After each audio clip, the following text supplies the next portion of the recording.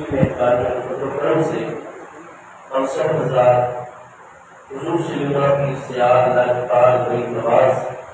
قدس سر و عزیز کے آستان عظمت نشان آستان عالیہ سے شریف میں نماز جمعہ المبارک کی ادائیگی کا شرف حاصل کرنے کے لیے اور اپنے مرشد کریم حضور سیدنا کی سیاد لاجپال بڑی نواز کے فیوز و برکات کو حاصل کرنے کے لیے حاضر ہے۔ رب کریم جل شانہ ہم سب کی یہ حاضری اپنی بارگاہ اقدس میں قبول و منظور فرمائے۔ اللہ تبارک و تعالیٰ حضور سیدنا کی سیاد لاجپال بڑی نواز کے درجات عالیہ اپنی بارگاہ اقدس میں ہمیشہ بلند سے بلند کر فرمائے۔ آپ کے فیوز و برکات اللہ پاک ہم سب کو عطا فرماتا رہے۔ آپ کی روشن اور نورانی تعلیمات پر اللہ پاک ہم سب کو خلوص دل کے ساتھ ہمیشہ عمل کرنے کی توفیق عطا فرماتا رہے۔ اور آپ سب حضرات جو دور و نزدیک سے نہایت کی محبت اور جذبوں کے ساتھ عقیدت کے ساتھ آستان مقدسہ میں حاضر ہیں، اپنے دلوں کے اندر جتنی بھی نیک تمنائیں اور جائز حاجات رکھتے ہیں، اللہ تبارک و تعالیٰ ہم سب کے آقا و مولا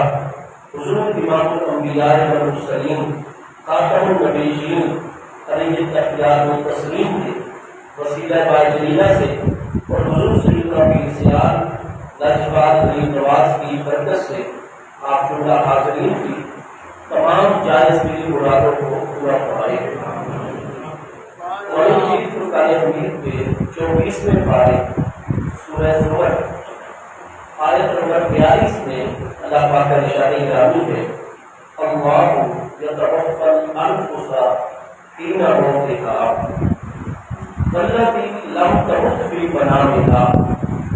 فیمسک التی قضی علیہا الموت ویرسل الاخری الی اجل مسمى۔ ایک دن مدینہ طیبہ میں حضور سیدنا امیر المومنین سیدنا عمر فاروق اعظم رضی اللہ تعالیٰ عنہ آپ نے فرمایا، میرے پیارے علی پاک کو پیغام بھیجا جائے، آپ کو تلاش کیا جائے، آپ جہاں جلوہ گر ہو، آپ کو پیغام بھیجا جائے کہ آپ فوری طور پر اپنی مصروفیات کو مکمل فرما کر میرے پاس تشریف لائیں، کیونکہ حضور سیدنا امیر المومنین فاروق اعظم رضی اللہ تعالیٰ عنہ صحیح سند سے آپ کا یہ فرمان گرامی موجود ہے کہ حضور سیدنا امیر المومنین مولا المسلمین امام الاولیاء سیدنا مولانا مرتضی شیر خدا قدس اللہ تعالیٰ وجہہ الکریم آپ کی ذات بابرکات سے سیدنا امیر المومنین عمر رضی اللہ تعالیٰ عنہ کو بے طرح محبت ہے۔ بے شک دونوں کریم ہستیوں کی مبارک دنیاوی عمر میں 18 سال کا فاصلہ موجود ہے۔ حضرت عمر رضی اللہ تعالیٰ عنہ امیر المومنین سیدنا مولانا مرتضی شیر خدا کرم اللہ تعالیٰ وجہہ الکریم سے دنیاوی عمر مبارک میں پورے 18 سال آپ بڑے ہیں۔ محبت حضور مولانا مرتضی سے اتنی ہے کہ آپ یہ دعا فرمایا کرتے تھے، حتیٰ کہ حدیث صحیح کے اندر ہے کہ طواف کعبہ فرماتے ہوئے جب استلام حجر فرمایا، حجر اسود شریف کے بوسے سے اور استلام سے فارغ ہو کر حالانکہ احرام میں حج کے موقع پر تو حجر اسود شریف کا بوسہ مکمل کر کے طواف کے اندر رکن مبارک اور حجر اسود کے سامنے اللہ کریم کی بارگاہ میں دعا کیا فرمائی، دعا یہ ارشاد فرمائی کہ لا تقان اللہ میں انت لست فیہا یا ابا الحسن، اے اللہ پاک مجھے اس زمین میں تم کبھی بھی زندہ نہ رکھنا جس زمین میں میرے ساتھ ابو الحسن علی بن ابی طالب موجود نہ ہو۔ اور آپ کا یہ فرمان گرامی امام نسائی اور بڑے بڑے علماء محدثین نے جید اسلام کے ساتھ تخریج کیا ہے کہ آپ فرمایا کرتے تھے اللہم لا حیات بعد علی، اے اللہ پاک مجھ عمر کو اس وقت تک دنیا میں جلوہ گر رکھنا جب تک میرے ساتھ میرے پیارے علی پاک موجود ہوں۔ لا حیات بعد علی، مجھ عمر کی زندگی میں میرے پیارے علی پاک نہ وفات پائے اور نہ ہی جام شہادت نوش فرمائے۔ اگر میری زندگی مبارک میں میرے پیارے علی پاک جام شہادت نوش فرما گئے یا طبعی طور پر آپ کا وصال اقدس ہو گیا تو علی کے بعد کسی قسم کی کوئی زندگی نہیں ہے۔ فرمایا مجھے اپنی زندگی سے اس وقت تک محبت ہے جب تک میرے پیارے علی پاک میری نگاہوں کے سامنے میرے ساتھ بدر اور موجود ہے۔ اس لیے پھر جب آپ امیر المومنین کے منصب کے اوپر فائز ہوئے تو آپ نے اپنے جو مشیر اعلیٰ ہیں وہ حضور مولا مرتضیٰ کو مقرر فرمایا۔ تمام اکابر مہاجرین اور انصار رضوان اللہ تعالیٰ علیہ مجمعین جو اہل مدینہ ہیں وہ حضرت عمر رضی اللہ تعالیٰ عنہ کے مشیرین ہیں، اور ان میں مشیر اعلیٰ حضور مولا مرتضیٰ شیر خدا کرم اللہ تعالیٰ وجہ کریم ہے۔ اور جب بھی سیدنا امیر المومنین عمر رضی اللہ تعالیٰ عنہ نے مدینہ طیبہ سے باہر کا سفر کروایا، وہ چاہے حج کے سفر ہو، ایک سفر میں حضور مولا کائنات صاحب ہے، اس سفر کے علاوہ آپ چونکہ ہر سال حج پر تشریف لے جاتے تھے اور مسلمانوں کے مسائل کو خود سنا کرتے تھے، آفاقی مسلمان کو حج کرنے آتے تھے۔ اسی طرح آپ نے بیت المقدس کی کنجیاں لینے کے لیے سفر کروایا تھا۔ تو اگر 4 نمازوں کے دورانیے میں بھی امیر المومنین سیدنا عمر رضی اللہ عنہ مدینہ طیبہ سے باہر تشریف لے گئے ہیں تو تمام شیعہ سنی کتابیں متفق ہیں کہ آپ اپنا نائب حضرت مولا مرتضیٰ کو مقرر فرما کر تشریف لے جائے۔ اور سیدنا امیر المومنین ہمارے پیران پیر، ہم جتنے بھی چشتی، یعنی ہماری تو کوئی حیثیت نہیں، ہم تو اپنے مشائخ کی نہ تعلیمات پر پورا عمل کرنے کی طاقت رکھتے ہیں، آپ سب حضرات پر بڑا کرم ہے۔ تو ہمارے جتنے مشائخ چشتیہ رضوان اللہ تعالیٰ علیہ مجمعین ہیں ان کے مرشد اعلیٰ حضور مولا مرتضیٰ شیر خدا کرم اللہ تعالیٰ وجہ کریم ہے، ان کے سلسلے عالیہ مریدہ چشتیہ کے اندر جتنے بھی شریعت کا، طریقت کا، معرفت کا، حقیقت کا فیضان آ رہا ہے وہ محبوب کریم علیہ السلام کا فیضان ہے، لیکن امیر المومنین سیدنا مولا مرتضیٰ کے ذریعے سے آ رہا ہے۔ حضور امیر المومنین بے پناہ محبت اور عقیدت رکھتے ہیں کہ آپ کی یادگاری میں اپنے ایک پیارے فرزند کا نام عمر بن علی بن ابی طالب رکھا، اور حضرت سیدنا امیر المومنین عمر رضی اللہ عنہ کے متعلق بخاری شریف پہلی جلد صفحہ 530 کتاب المناقب میں آپ کے پیارے فرزند سیدنا محمد بن علی بن ابی طالب، سیدنا محمد بن علی بن سیدنا محمد بن اللہ، کیونکہ ان کی امی ہاشمی رضی اللہ عنہ ہے، وہ پھر فرق کرنے کے لیے ان کو مانتے ہیں، اس لیے بالکل مقبول سند کے ساتھ اللہ تعالیٰ کریم آپ اپنے خیمے میں جلوہ کر ہیں، جنگ کا موقع ہے،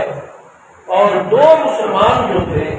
وہ چونکہ اہل مدینہ نہیں تھے نہ ہی اہل حجاز تھے، وہ مصر یا ان علاقوں سے آپ کی جنگ میں شامل تھے، آپ کے ساتھ تھے، لیکن دور سے ان کو آپ کی زیارت کا موقع بھی ملتا تھا، دور سے آپ کے پیچھے نماز پڑھنے کا بھی جب سے وہ آپ کے ساتھ جہاد میں شامل ہوئے تھے موقع مل رہا تھا، لیکن بالمشافہ آپ کی نورانی مجلس میں نہ مصافہ کا شرف مل رہا تھا، نہ زیارت کا، نہ براہ راست گفتگو کا۔ بالآخر ایک دن وہ کامیاب ہو گئے کہ حضور مولا مرتضیٰ کے خیمہ تک رسائی ہو گئی، اور حضور مولا کائنات کو پیغام کسی ذریعے سے بھیج آپ نے فرمایا آئے تشریف لائے، بسم اللہ، مجھ سے ملاقات کریں۔ طبیعت مبارکہ انتہائی سادہ ہے، خلق الہی پر انتہائی شفیق اور مہربان ہے، تو وہ دونوں عزیز حاضر خدمت ہو گئے۔ ابتدائی رسمی گفتگو کے بعد وہ چونکہ کئی دنوں سے آپ کی فوج میں شامل تھے، آپ کے ساتھ نمازیں ادا کر رہے تھے، جہاد فی سبیل اللہ میں شامل تھے، ان کی زبان سے یہ الفاظ دونوں کی زبان سے جاری تھے، حضور ہم نے آپ سے افضل ہستی اور آپ سے زیادہ اچھی ہستی کائنات خلق میں آج تک نہیں دیکھی۔ حضور ہم آپ سے بڑے متاثر ہیں، آپ سے بڑی محبت کرتے ہیں، اور آپ کے جو ہم ارشادات عالیہ دور سے سنتے ہیں، آپ کے معاملات کو دیکھتے ہیں، ہم دونوں نے آج تک اپنی زندگی میں آپ سے افضل ہستی جو ہے وہ نہیں دیکھی ہے۔ ایسا ہوتا ہے تعریف کے موقع پر، مدح کے موقع پر افعال التفضیل کے صیغوں کے ساتھ بھی، یعنی سپرلیٹو ڈگری کا بھی بندے اپنی گفتگو میں اپنی زبان میں استعمال کر جاتے ہیں، اور اس کو بڑی حد تک ہمارے بڑے بڑے اکابر فقہا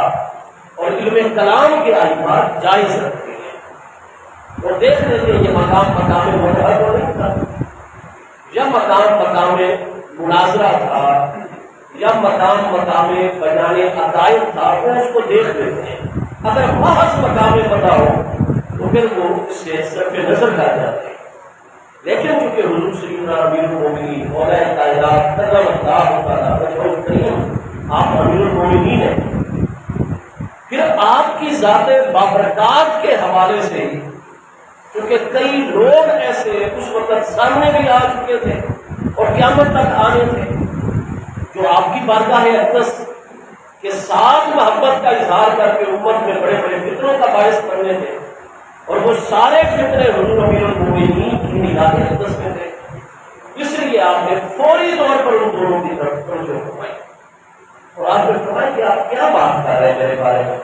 مجھ سے افضل بندہ تم نے نہیں دیکھا؟ میں کہوں ہم نے نہیں دیکھا۔ آپ نے فوری طور پر پوری توجہ کرتے ہوئے ارشاد فرمایا، الرأیت ما ابا بدر، کیا تم نے کبھی حضرت سیدنا امیر المومنین ابو بکر بن ابی قحافہ ابو بکر صدیق رضی اللہ تعالیٰ عنہ کی زیارت کی تم دونوں نے؟ وجالستما ہوا، اور تم دونوں نے کبھی حضرت سیدنا صدیق اکبر رضی اللہ تعالیٰ عنہ کی مجلس اور صحبت سنت اختیار کی؟ قالا لا، ان دونوں نے عرض کی نہیں حضور امیر المومنین، ہم بعد میں حاضر خدمت ہوئے، ہمیں حضرت امیر المومنین سیدنا صدیق اکبر رضی اللہ تعالیٰ عنہ کی زیارت کا موقع نہیں مل سکا، نہ ان کی مجلس میں بیٹھنے کا موقع مل سکا۔ آپ نے فرمایا ٹھیک ہے، تمہیں یہ موقع نہیں ملا، اب مجھے یہ بتاؤ الرأیت ما عمر، کہ آپ دونوں نے حضرت امیر المومنین عمر رضی اللہ تعالیٰ عنہ کی زیارت کی ہے؟ وجالستما ہوا، اور تم دونوں نے اس کریم ہستی حضرت عمر بن خطاب امیر المومنین فاروق اعظم رضی اللہ تعالیٰ عنہ ان کی کبھی سنگت کا موقع ملا ہو، صحبت مجلس کا شرف حاصل ہوا ہو؟ قالا لا، تو یک زبان ان دونوں نے کہا کہ نہیں حضور، ہمیں ان دونوں کریمین ہستیوں شیخین کریمین میں سے کسی بھی ہستی کی نہ زیارت کا موقع ملا ہے، نہ ان کی مجلس میں بیٹھنے کا موقع ملا۔ حضور امیر المومنین مولا کائنات کرم اللہ تعالیٰ وجہ الکریم نے ارشاد فرمایا، لو رأیت ما ہوا وجالست ما ہوا، اگر تم دونوں نے شیخین کریمین رضی اللہ تعالیٰ عنہ کی زیارت کی ہوتی یا ان کی مجلس میں کچھ وقت گزارنے کا تمہیں موقع میسر آیا ہوتا، اور پھر ان دونوں ہستیوں کی مجلس و سنگت اختیار کرنے کے باوجود تم کہتے کہ مجھ سے اکثر تم نے کوئی نہیں دیکھا، تو میں اوجاعت و قربات تم دونوں کو سزا دیتا۔ تو تم مجھے حضرت امیر المومنین ابو بکر صدیق رضی اللہ عنہ سے، حضرت امیر المومنین عمر فاروق اعظم رضی اللہ عنہ سے بھی افضل خیال کر رہے ہو، تو حجت پوری ہو چکی ہوتی، اور علم رکھنے کے باوجود، جاننے کے باوجود اگر تم مجھے شیخین کریمین رضی اللہ عنہ پر فضیلت دیتے تو اوجاعتکما، میں تم دونوں کو وجہ سزا دیتا، تکلیف پہنچاتا، لیکن چونکہ تم پر حجت شرعیہ قائم نہیں ہوئی اور تمہارے پاس اس بات کا علم نہیں ہے، ان کریم ہستیوں کو تم نے دیکھا نہیں، اور نہ ان کی مجلس اختیار کی، نہ ان کے معاملات دیکھے، اگر تم نے ان کریم ہستیوں کو دیکھا ہوا ہوتا تو یقیناً تم میرے متعلق ایسی بات نہ کرتے۔ لہٰذا آپ نے تنبیہ فرمائی اور اس کے بعد ان کو باقاعدہ اس چیز کا علم عطا فرمایا، تربیت فرما دی کہ ہم جتنے بھی اہل ایمان ہیں اور ہم اہل ایمان میں بالخصوص جو اہل بیت اطہار کی کریم ہستیاں ہیں، ہم محبوب کریم علیہ السلام کے اہل بیت سکونت ہو یا اہل بیت ولادت ہو یا اہل بیت نسب ہو، ہم جتنے بھی محبوب کریم علیہ السلام کے گھرانے کے مرد و خواتین ہیں، ہم تمام اہل بیت اطہار کا یہ عقیدہ ہے کہ ان خیر الامت بعد نبیھا ابو بکر ثم عمر، کہ تمام کی تمام کائنات خلق میں حضرات انبیاء اور رسول علیہ السلام کے بعد افضل ترین ہستی ہیں تو پہلے حضرت ابوبکر صدیق رضی اللہ عنہ کی ذات بابرکات ہے، اور ان کے بعد افضل ترین ہستی ہیں تو حضرت سیدنا عمر رضی اللہ عنہ کی ذات بابرکات ہے۔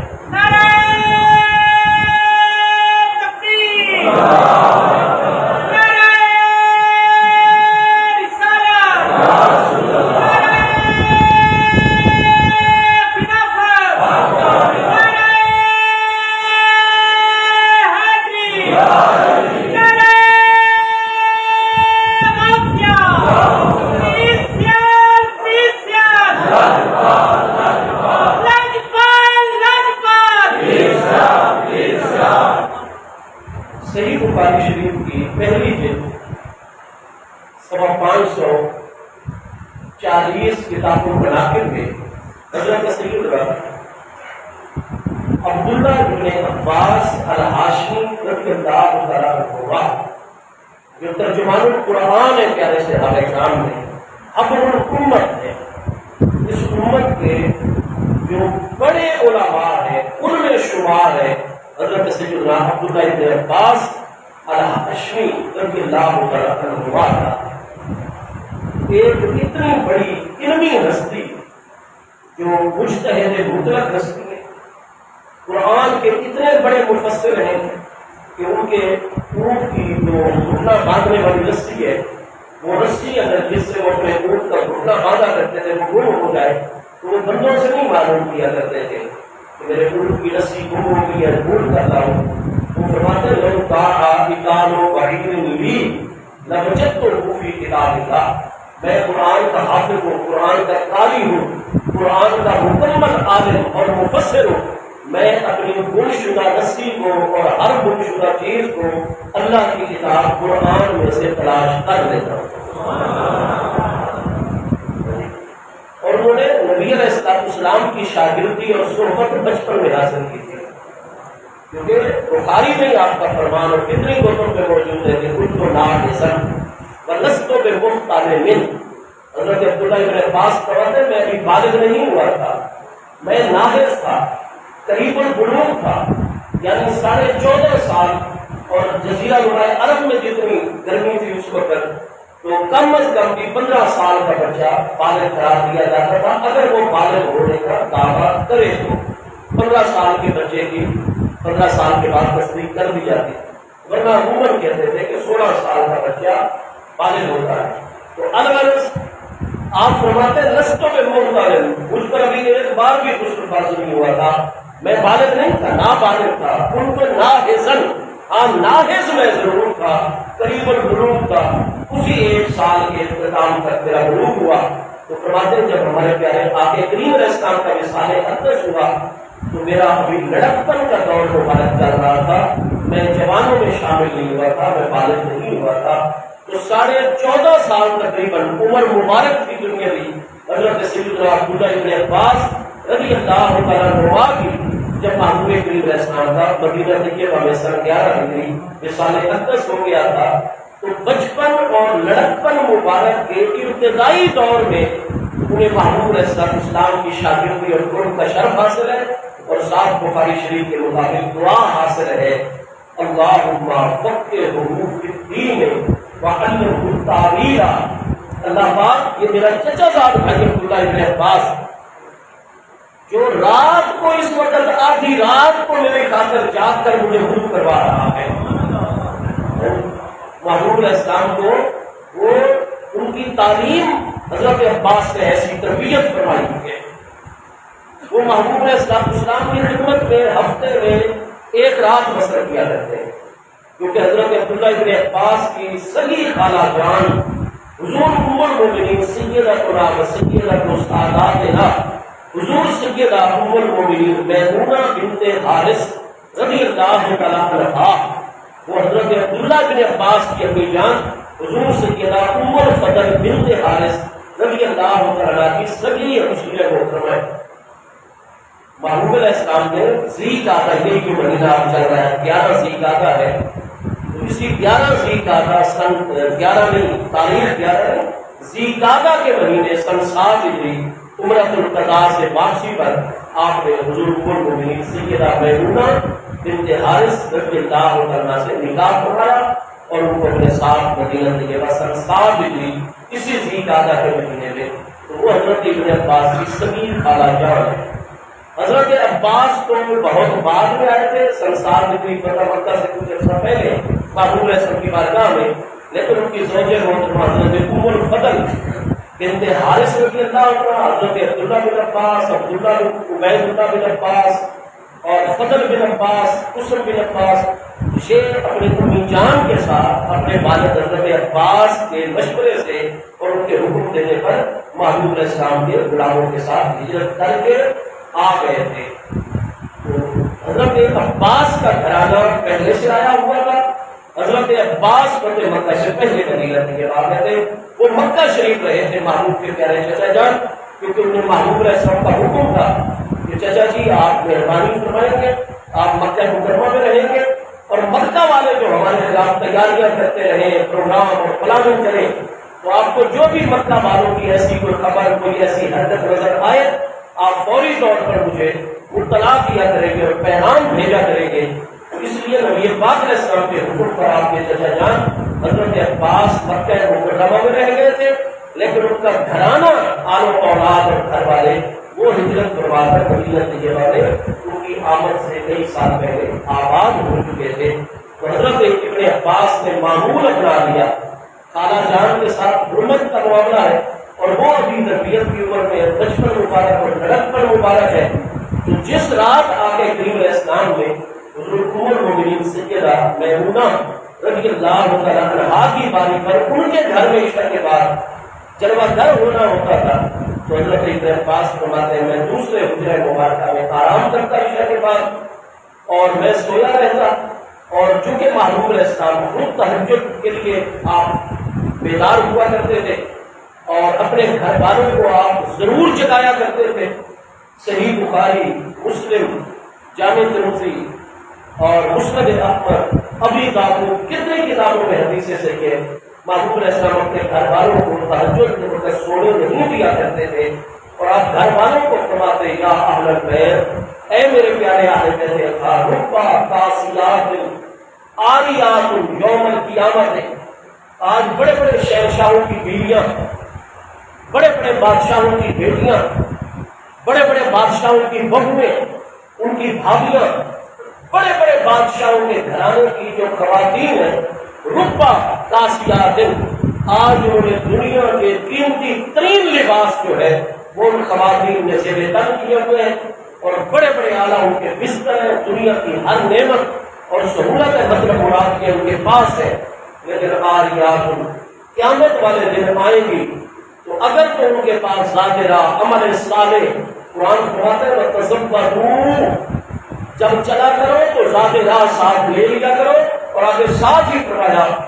اور اِنَّ خَيْرَ الزَّادِ التَّقْوَىٰ، تمام کے تمام مسافرین کے لیے جنہوں نے سفر کر کے مجھے اللہ تعالیٰ کی بارگاہ تک پہنچنا ہے، فرمایا انہیں روپے کی نہیں، انہیں بڑی بڑی کوٹیاں تعمیر کرنے کی نہیں، بڑے بڑے محلات بنانے کی نہیں، فرمایا جو اگلا سفر درپیش ہے نا، جو موت کے ساتھ ہی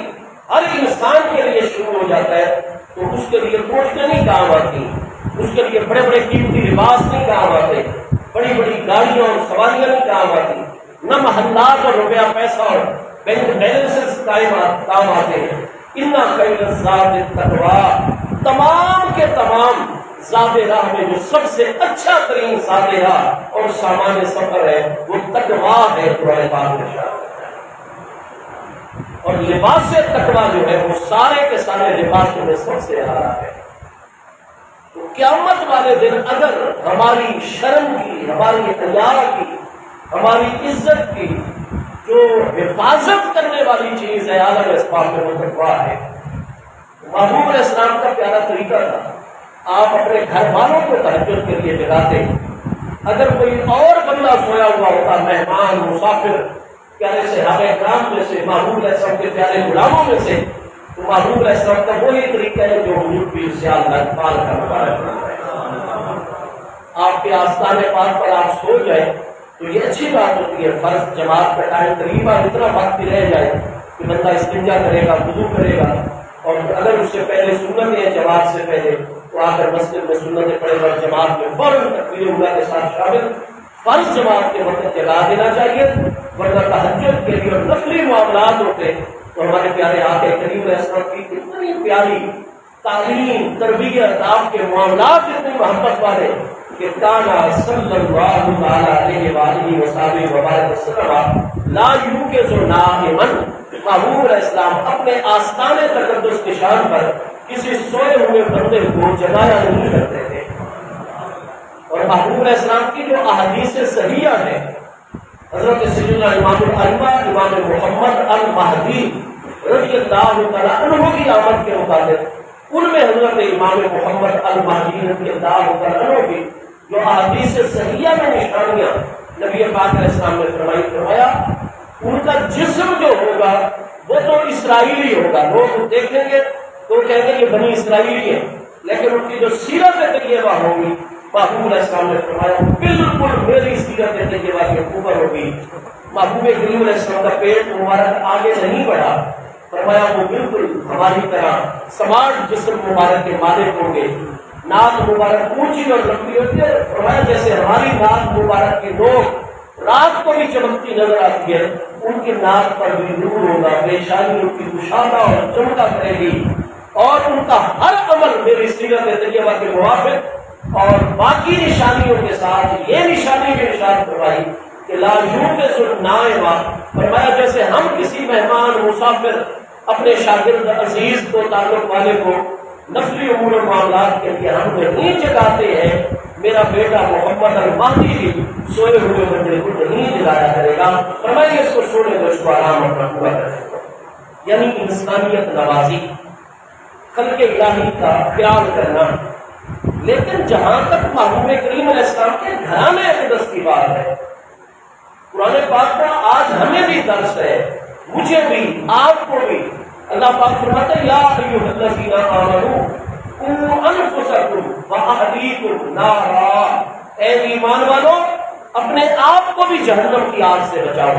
آج ہمیں دنیا کی فکر ہوتی ہے، ہم اس کے بارے میں کہتے ہیں وہ نماز نہیں پڑھتا، اس کو نماز پڑھنی چاہیے، رمضان کے اس نے روزے نہیں رکھے اس کو روزے رکھنے چاہیے،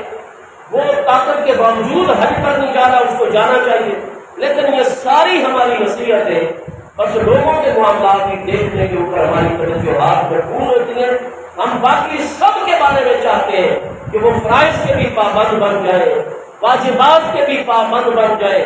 سنت مؤکدہ، سنت غیر مؤکدہ، سنن الہدیٰ اور جناب سنن واجبات ساری کے وہ بن جائے جناب پابند، مستحبات ان سے تو کوئی مباح امر بھی نہیں چھوٹنا چاہیے، اولا کام بھی نہیں چھوٹنا چاہیے، لیکن اپنی طرف جو ہم بھی کریں گے نہ اپنے آپ کو جہنم کی آگ سے بچانے کی کوشش کریں گے۔ کئی ہمارے پیر بہو کی حضور پیر سیال لاجپال ہمیں بچا لیں گے، کوئی شک نہیں انشاءاللہ بچائیں گے، لیکن کئی ایسے گناہ کبیرہ ہیں کہ محبوب کریم علیہ السلام کو بھی اللہ پاک منع فرما دے گا قیامت والے دن۔ ہمارے آقا کریم علیہ السلام کو اللہ نے شفاعت کی اجازت عطا فرمائی ہے، آپ کا مقام مقام محمود ہے، قرآن فرماتا ہے عسیٰ ان یبعثک ربک مقاما محمودا، تو آپ کی تو عرش الہی کے دائیں جانب کرسی مبارک رکھ دی جائے گی، سب لوگ بغیر لباس کے ہوں گے سیدنا ابراہیم علیہ السلام کے علاوہ اور ہمارے مصطفیٰ علیہ السلام کے علاوہ، تو جہاں ہر ایک کی گردن جھکی ہوئی ہوگی اس دن محبوب مقام محبوب پر شہدائی کے جان جانب کرسی پر جلوہ گر ہو کر محبوب کریم علیہ السلام شفاعت فرما رہے ہیں۔ لیکن قرآن میں نص صریح آئی ہوئی ہے، اللہ تعالیٰ کا واضح کسی معنی کو بیان کرنے کے لیے الفاظ آئے ہیں۔ ہر بات نص نہیں ہوتی قرآن پاک میں، حدیث پاک میں۔ نص کی تعریف ہے معصیت الکلام اجر کی، جس مقصد کو مد نظر رکھ کر کلام چلایا جاتا ہے، این اسی مقصود اور مقصد پر متکلم کے الفاظ آئے تو پھر اس معنی میں وہ چیز نص ہوا کرتی ہے۔ اور اللہ تعالیٰ نے یہی چیز بیان کرنے کے لیے اپنے پیارے محبوب علیہ السلام پر یہ فرمان نازل فرمایا، من قتل مؤمنا متعمدا جزاؤہ جہنم خالدا فیہا۔ یہ قرآن پاک کا ارشاد ہے، جس نے کسی ایک بھی مومن مرد کو، ایک مومن عورت کو، ایک مومن بچے کو، ایک مومنہ بچی کو، کسی مومن بزرگ کو متعمدن جان بوجھ کر قتل کیا۔ آج کل ہمارے ذاتی معاملات بنتے، ہم فوراً کلاشن کوف میں اپنی گولی چڑھا دیتے اور پولیس کے الرٹ حالت میں کر دیتے ہیں، اور اس کے لیے خود بھی جج بن کے فیصلہ کر دی کو ہم نے قتل کرنا ہے۔ وہ بھائی مومن ہے، وہ جس کو آپ قتل کر لے جاؤ، ٹھیک ہے، اس سے آپ کا اختلاف ہو گیا، لیکن تمہارے ساتھ اختلاف کی وجہ سے وہ دار ایمان میں سے تو نہیں کر گیا، وہ مومن ہے، مسلمان ہے۔ تو آپ معاملات کو درست کریں، خود نہیں کر سکتے، اہل علاقہ جو مؤثر شخصیات ہیں ان کو درمیان میں ڈال لیں، نہیں ہو سکتا۔ آپ مجاز قانونی اتھارٹیز جو ہے، آپ عدالت کا رخ کیجیے، قانون کا دروازہ کھٹکھٹائیے، آخر تک کوشش کیجیے کہ آپ کو نقصان بھی نہ ہو۔ آپ کے لیے قتل تو آخری ترین اقدام ہے۔ تو جیسے آیات شفاعت پر ایمان ہے، ہمارا اس آیت پر بھی کامل ایمان ہے۔ اب اہل ایمان کا وہ طریقہ نہیں کہ آدھی کتاب اللہ پر ایمان رکھتے اور آدھی کا انکار کرتے ہیں، یہ تو یہود کا طریقہ ہے، یہ تو بنی اسرائیل کا طریقہ ہے۔ قرآن پاک ارشاد فرماتے ہیں فَتُؤْمِنُونَ بِبَعْضِ الْكِتَابِ وَتَكْفُرُونَ بِبَعْضٍ فَمَا جَزَاءُ مَن يَفْعَلُ ذَلِكَ مِنكُمْ إِلَّا خِزْيٌ فِي الْحَيَاةِ الدُّنْيَا وَيَوْمَ الْقِيَامَةِ يُرَدُّونَ إِلَىٰ أَشَدِّ الْعَذَابِ۔ کیا ہو گیا ہے بنی اسرائیل کے علماء، اے یہودیوں کے علماء، اے نصارہ اور عیسائیوں کے علماء، تمہیں کیا ہو گیا؟ تم آدھی کتاب اللہ پر ایمان رکھتے ہو، تکفرون ببعض اور دوسرے بعض حصے کا انکار کر دیتے ہو۔ اور میں جو بھی تمہارے بنا یہ طریقہ اختیار کرے گا کہ مجھے اللہ کی کتاب کے کچھ حصے پر ایمان رکھے، کچھ حصے کا انکار کرے، اس کی جزا ہی یہ ہے کہ دنیا کی زندگی میں ہم اسے ذلیل و رسوا کر دیتے ہیں، اور قیامت والے دن الى اشد العذاب ہے۔ اشد جو ہے نا، یہ اشد ہے، اصل میں افعل مضاف ثلاثی، اشیون دال دال اس میں روح ہے، اشد یہ سپرلیٹو ڈگری ہے، تفضیل کل ہے۔ اشد العذاب اس میں تفضیل کا استعمال کبھی الف لام کے ساتھ ہوتا ہے، کبھی اضافت کے ساتھ ہوتا ہے، کبھی من حرف جارہ کے ذریعے سے ہوتا ہے، یہاں اضافت کے ذریعے اشد العذاب ہے۔ یوم القیامت یردون الی اشد العذاب، قیامت والے دن ایسے لوگ سب سے زیادہ شدید عذاب پہ ڈالے جائیں گے، مبتلا کیے جائیں گے، جو اللہ کی کتاب کے کچھ حصے کو مانے اور دوسرے کچھ حصے کا انکار کرتے ہیں۔ تو مسئلہ شفاعت برحق ہے، قرآن پاک فرما رہے ہیں من یشفع عندہ الا بإذنہ، تیسرے پارے سورہ بقرہ آیت الکرسی کے بیان کرتے ہیں۔ اور کون ہے جو اللہ کی بارگاہ میں کسی کی سفارش اور شفاعت کرے؟ الا بإذنہ، مگر وہی شفاعت اور سفارش قیامت کے دن کریں گے جن کو اللہ کا اذن اور اللہ کی اجازت عطا ہوگی۔ اور ہمارے کریم آقا کو اللہ نے اس وقت تک مثال اقدس نہیں عطا فرمایا جب تک محبوب کو مقام محمود اور مقام شفاعت عطا نہیں فرمایا۔ محمود علیہ السلام کی شفاعت پر حق،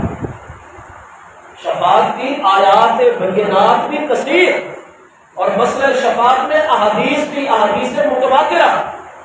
تو شفاعت کا انکار کرنے والا تو مومن نہیں رہ سکتا، کیونکہ وہ تو آیات بینات اور احادیث متواترہ سے یہ مضمون ثابت ہے۔ لیکن یاد رکھو، کیونکہ قرآن پاک نے ساتھ تخصیص بھی کر دی ہے، من قتل مؤمنا متعمدا، جان بوجھ کر جو کسی ایک بھی مومن کو نشانہ بنائے گا، اس کو قتل کرے گا، جزاؤہ جہنم، اس کی جزا قرآن نے فرمایا جہنم ہے۔ اور آگے فرمایا خالدین فیہا، تمام گناہ گاروں کے مقابلے میں سب سے زیادہ طویل لمبا عرصہ جہنم میں وہ گزارے گا جس نے جان بوجھ کر کسی ایک بھی مومن کو دنیا میں قتل کیا ہوگا۔ یہاں خلود سے مراد خلود عرفی یا خلود اصطلاحی نہیں ہے، بلکہ مدت مدیدہ دراز ترین مدت۔ کئی گناہ گار جہنم میں 35 گھنٹے جائیں گے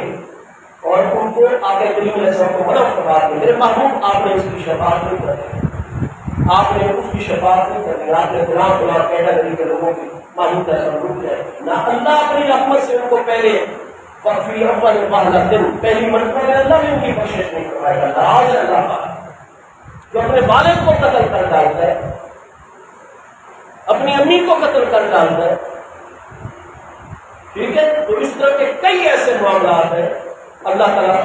رحمت نہیں کروائے گا۔ محبوب علیہ السلام کو شفاعت سے منع، جب اپنے حبیب کو شفاعت سے منع کروا دیا تو پھر حضرات اہل بیت اطہار کی قریب ہستیاں، حضرات صحابہ کرام کی پاکیزہ ہستیاں، حضرات اولیاء اللہ کاملین، صدیقین، شہداء، صالحین، علماء امت ربانی، یہ ہستیاں اللہ تعالیٰ منع کروا دے گا۔ اس لیے ہمیں ان کریم ہستیوں کا فیض حاصل ہے، قیامت والے دن ان کی نگاہ عنایت ہوگی۔ میرے حضور پیر سیال لاجپال کے ساتھ محبوب علیہ السلام کی امت کے ہم غلاموں جیسے، آپ یاد رکھیے کروڑ حضور پیر سیال کے ساتھ محبوب کے لواء الحمد کے جھنڈے کے نیچے جب میں پکار ہوں گے، لیکن گناہ ہے کبیرہ کی وجہ سے خدا نہ خواستہ ہم شفاعت سے معلوم نہ ہو جائیں۔ اللہ تبارک و تعالیٰ سلسلے گفتگو جاری رہے گا۔ آپ دعا فرمائیں اللہ تعالیٰ ہمارے وطن عزیز پیارے پاکستان کی حفاظت فرمائے، یہاں فلسطین کے مسلمانوں کو اللہ ظالموں کے ظلم سے نجات عطا فرمائے، مقبوضہ کشمیر کے مسلمانوں کو اللہ تعالیٰ حدود ظالموں کے ظلم سے نجات عطا فرمائے، اللہ ہمارے پیارے وطن کو ہر میدان میں کامیابی عطا فرمائے، ہماری افواج، ہمارے سیکورٹی ادارے، یہ حضور پیر سیال کا فیضان ہے ہمارے لیے۔ جتنے ہم سیالوی حضرات ہیں، پیارا وطن پاکستان حضور پیر سیال کا خون مقدس اس میں شامل ہے،